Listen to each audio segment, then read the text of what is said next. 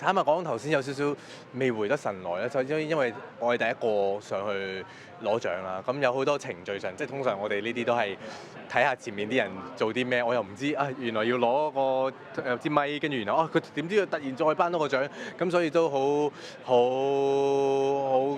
感謝主持們 lead 住啦。咁同埋頭先唱嘅時候有少少哇，咦，即係有一種都係咯，差唔多1年啦，即係冇喺呢度唱呢首歌，咁所以都幾夢幻嘅，係啦。其實有冇諗住咧？有冇諗過黑玻璃呢首歌咧？即係咁耐，因為之前我聽你有訪問裏面講過，貨車司機都好中意聽。係啊係啊係啊。有冇諗過呢首歌真係咁耐都咁受歡迎？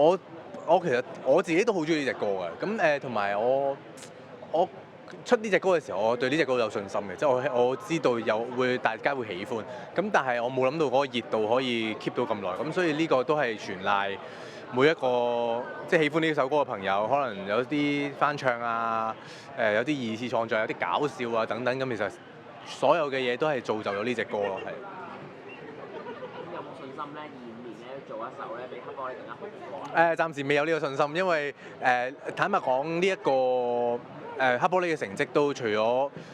首歌好好之外，其實都充滿運氣嘅，即係都有好多即係行運嘅感覺咯呢隻歌。咁所以而我25年自己音樂上面嘅 plan 咧，就會翻轉頭，可能冇咁流行先。我有啲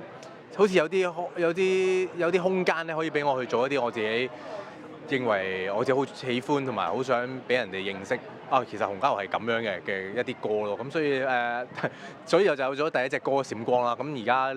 第二隻歌就做緊，咁啊就嚟做完啦，咁希望快啲做完，係啦。跟住會嚟大灣區開 show 喎。係啊。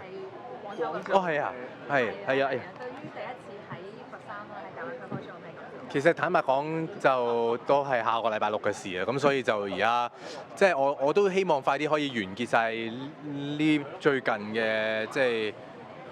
唔同嘅工作啦，咁啊可以好好地練習啊，因為未開始真係有得密集式咁樣練啊，咁第一次感覺咁就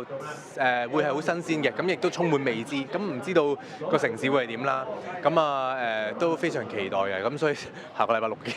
係啊。跟住落嚟，今年2025年仲有啲咩計劃可以同大家分享？其實都公開講晒啦，即係除咗嘅歌繼續做啦，咁有嚟緊嘅佛山站啦，咁跟住會有8月有個澳門嘅我哋華納唱片嘅一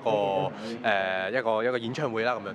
咁嚟再之後都有啲唔喺香港嘅事情會發生，但係就能夠講嘅時候同大家講啦，係啦。OK，好，thank you，唔該晒。